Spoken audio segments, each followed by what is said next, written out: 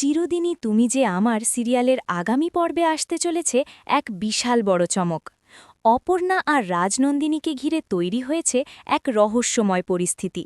ভিডিওটির মূল অংশে যাওয়ার আগে আপনি যদি আমাদের চ্যানেলে নতুন হয়ে থাকেন তবে এখনই চ্যানেলটি সাবস্ক্রাইব করে দিন এবং ভিডিওতে একটি লাইক দিয়ে আমাদের সাথেই থাকুন।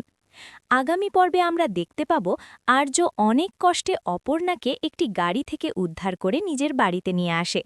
অপর্ণা তখনও ক্লান্ত হয়ে অঘরে ঘুমাচ্ছে, কিন্তু বাড়ির ভেতরে চলছে অন্য এক উত্তেজনা। রাজলক্ষ্মী আর্যকে ডেকে বলতে থাকে এক অবিশ্বাস্য কথা। রাজলক্ষ্মীর দাবি রাজনন্দিনীই আসলে অপর্ণার রূপ ধরে আবার ফিরে এসেছে তাদের মাঝে। এই কথা শুনে আর্য পুরোপুরি চমকে যায় এবং সাথে সাথেই তা নাকচ করে দেয়। আর্য বলতে থাকে এটা কোনোভাবেই সম্ভব নয়, এমনটা হতেই পারে না। কিন্তু রাজলক্ষ্মী দমে যাওয়ার পাত্র নয়।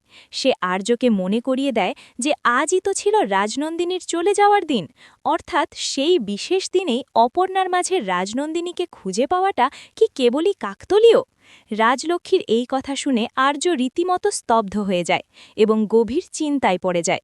অন্যদিকে অপর্ণা তখনও ঘুমিয়ে আছে, সে জানে না তাকে ঘিরে কী রহস্য দানা বাঁধছে। এখন প্রশ্ন হল, আপনাদের কি মনে হয় অপর্ণা আর রাজনন্দিনী কি আসলেই এক, নাকি এর পেছনে লুকিয়ে আছে অন্য কোনো রহস্য? আপনার মতামত অবশ্যই নিচে কমেন্ট করে আমাদের জানান।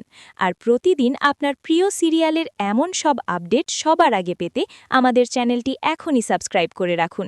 ধন্যবাদ সবাইকে।